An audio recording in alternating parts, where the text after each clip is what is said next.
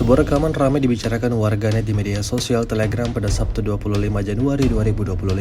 Dalam rekaman tersebut menunjukkan situasi menegangkan di wilayah pertahanan Ukraina. Drone Rusia bekerja dengan sangat maksimal di arah ini, memantau pergerakan tentara Ukraina dan menghancurkan lubang persembunyian tentara Ukraina. Akibatnya seperti yang terlihat dalam rekaman, sesuai dengan apa yang diharapkan militer Rusia. Hingga video ini beredar, beragam komentar dituliskan warganet.